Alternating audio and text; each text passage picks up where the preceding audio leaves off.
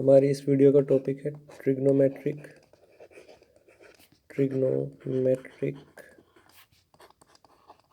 Ratios of specific angles. ठीक है, specific angles मतलब कि जो आपने टेबल पढ़ा होगा कभी कि साइन 60 डिग्री √3/2 होता है। तो अभी हम बस ये देखेंगे कि ऐसा क्यों होता है और ये सब कैसे आया। बेसिकली हम यही देखने वाले कि ये सब आया कैसे है। ठीक है, तो मैं सबसे पहले एक राइट एंगल ट्रायंगल बना लेता हूँ।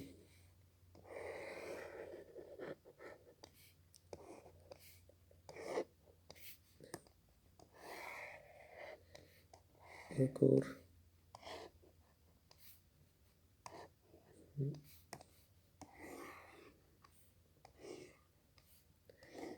ये मैंने 3 ट्रायंगल बना लिए। ठीक है, तो जब ट्रिग्नोमेट्री की ब्रांच स्टार्ट हुई थी, मतलब जब ट्रिग्नोमेट्री का ऐसे लगा लीजिए इन्वेंशन हुआ था, तो जब इस पर थ्योरम्स वगैरह लिखी जा रही थी तो ऐसा कुछ था कि मान लीजिए अगर ये परपेंडिकुलर 5 है और हाइपोटेन्यूज 10 है। ठीक है, ये कुछ भी है, 17 है, ये 14 है, ये 8 है, ये 16 है। ठीक है, तो जब इनके रेशियो निकाले गए परपेंडिकुलर और हाइपोटेन्यूज के 1/2, 7/14 वो भी 1/2 और 8/16 वो भी 1/2। तो ऐसा पाएगा कि जब भी परपेंडिकुलर और हाइपोटेन्यूज का रेशियो 1/2 आ रहा है तो ये जो वाला जो एंगल होगा ये हमेशा 30 डिग्री का ही बनेगा। ठीक है, तो ये बहुत सारी ऑब्जर्वेशंस की गई, उसके बाद इस कंक्लूजन में पहुंचे कि जब भी ये वाला एंगल 30 डिग्री का होगा परपेंडिकुलर और हाइपोटेन्यूज का रेशियो हमेशा 1/2 होगा।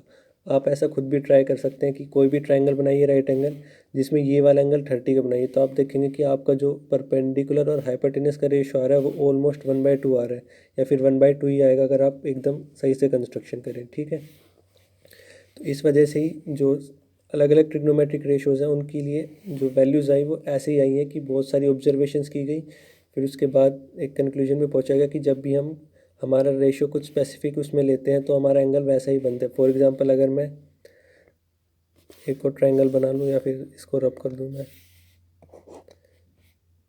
ज़्यादा रब हो गया, नया ट्रायंगल ही बना लेते हैं नेक्स्ट पेज पे।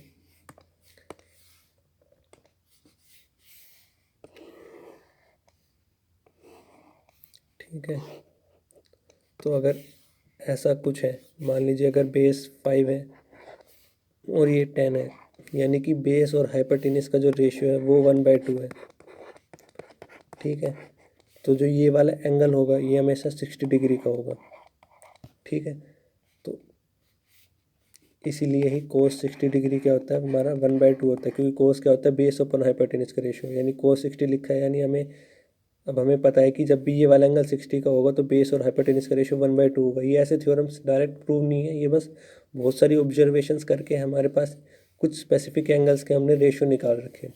इसी वजह से हमारे पास जो टेबल बनता है वो कुछ इस टाइप का बनता है। ठीक है, जैसे कि हम एंगल लिख लेते हैं 0 डिग्री पर, थोड़ा लिख 0 डिग्री, 30 डिग्री, 45 डिग्री, 60 डिग्री और 90 डिग्री। इन कुछ स्पेसिफिक एंगल्स के लिए हमने जो साइड्स का जो रेशियो निकाला वो कुछ ऐसा था। जब हम साइन के लिए करते हैं, साइन क्या होता है परपेंडिकुलर और हाइपोटेन्यूज का रेशियो। ठीक है, तो हमने पाया कि जब भी जो एंगल है हमारा, जब भी हमारा एंगल है ये 0 डिग्री का होगा तो परपेंडिकुलर और हाइपोटेन्यूज का रेशियो हमेशा 0 आएगा आंसर। ठीक है, वो कैसे आएगा वो हम एक नेक्स्ट वीडियो में देखेंगे। और जब भी ये एंगल 30 का होगा, ठीक है, जब भी ये एंगल 30 का होगा तो परपेंडिकुलर और हाइपोटेन्यूज का रेशियो 1/2 आएगा। जब भी ये एंगल 45 का होगा परपेंडिकुलर और हाइपोटेन्यूज का रेशियो 1/√2 आएगा। मैं फिर से कह रहा हूँ कि ये सब कंस्ट्रक्शन और ऑब्जर्वेशन के थ्रू आया, इस थ्योरम का कोई या फिर इन वैल्यूज़ का कोई वैसे डायरेक्ट प्रूव नहीं होता। ठीक है, और जब भी ये एंगल 60 डिग्री का होगा तो ये हमारा आंसर √3/2 आएगा इनका परपेंडिकुलर और हाइपोटेन्यूज का रेशियो का आंसर, ठीक है। और जब ये एंगल 90 डिग्री का होगा तो ये हमारा वैल्यू आएगी 1। ऐसे ही कोस क्या होता है, बेस अपॉन हाइपोटेन्यूज, ठीक है, बेस अपॉन हाइपोटेन्यूज का रेशो। तो पाया गया कि जब भी एंगल 0 डिग्री का होगा तो बेस और हाइपोटेन्यूज का रेशो होगा 1। जब भी एंगल 30 डिग्री का होगा तो बेस अपॉन हाइपोटेन्यूज का रेशो होगा √3/2। और जब एंगल 45 का होगा तो रेशो 1/√2 होगा।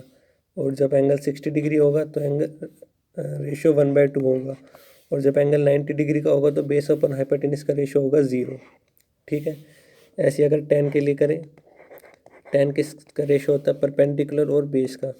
तो पाया गया कि जब भी एंगल हमारा 0 डिग्री है तो परपेंडिकुलर और बेस का जो रेशो होता है वो होता है 0, ठीक है।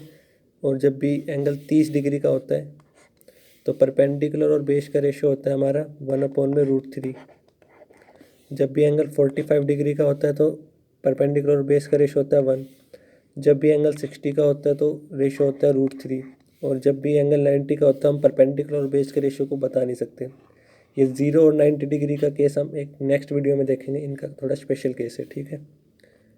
ऐसी कोट के लिए पाया गया कि जब एंगल 0 का है तो हम बता नहीं सकते उन रेशो को। जब एंगल 30 का है तो बेस और परपेंडिकुलर का रेशो √3 है। 45 के लिए 1 है और 60 के लिए 1/√3 है और 90 के लिए 0 है, ठीक है। मैं थोड़ा रब कर देता हूँ अभी इसको।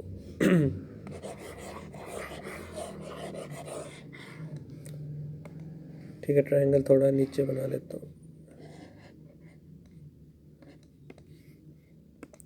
ऐसे ही पाया गया कि जब एंगल सेक है, मतलब हम बेस और हाइपोटेन्यूज का रेशो निकाल रहे हैं, बेस और हाइपोटेन्यूज का हाइपोटेन्यूज अपॉन बेस का रेशो निकाल रहे हैं, तो जब एंगल 0 का होगा तो हमारी आंसर कितना आएगा, 1। और जब एंगल 30 का तो होगा हमारा आंसर आएगा 2√3। जब एंगल 45 का होगा तो हमारा आंसर आएगा √2। जब एंगल 60 का होगा तो हमारा आंसर आएगा 2। और जब एंगल 90 का होगा तो हम हाइपोटेन्यूज और बेस के रेशियो को डिफाइन नहीं कर सकते, ठीक है। मतलब हमारे पास कोई वैल्यू नहीं आएगी, हम बता नहीं सकते क्या रेशियो में होंगे वो। ऐसे ही अगर कोसेक का निकालें तो जब एंगल 90 डिग्री का होगा तो ये आंसर आएगा हमारा इन्फिनिटी, मतलब हम बता नहीं सकते। जब एंगल 30 का होगा तो हमारा आंसर 2 आएगा। और जब एंगल 45 का होगा तो हमारा आंसर √2 आएगा, यानी हाइपोटेन्यूज और परपेंडिकुलर का रेशियो √2 होगा। जब एंगल 60 का होगा तो हमारा आंसर 2√3 आएगा, ठीक है। और जब हमारा एंगल 90 का होगा तो हमारा आंसर 1 आएगा, ठीक है। तो इस वजह से ही इन एंगल के लिए स्पेसिफिक वैल्यूज़ दी गई हैं, क्योंकि बहुत सारी ऑब्जर्वेशंस की गई। उसके बाद पता चला जब ये एंगल कुछ स्पेसिफिक एंगल होता है तो इनके साइड्स के रेशियो के बीच में हमेशा वही आंसर आता है। इसलिए इन sin 0 की वैल्यू 0 है, sin 30 की वैल्यू 1/2 है, ऐसी cos 30 की वैल्यू √3/2 है। तो आई होप अब आपको समझ में आ गया होगा कि ट्रिग्नोमेट्रिक रेशियोज़ के कुछ स्पेसिफिक एंगल्स के लिए यही वैल्यूज़ हम क्यों यूज़ करते हैं, ठीक है। Thank you.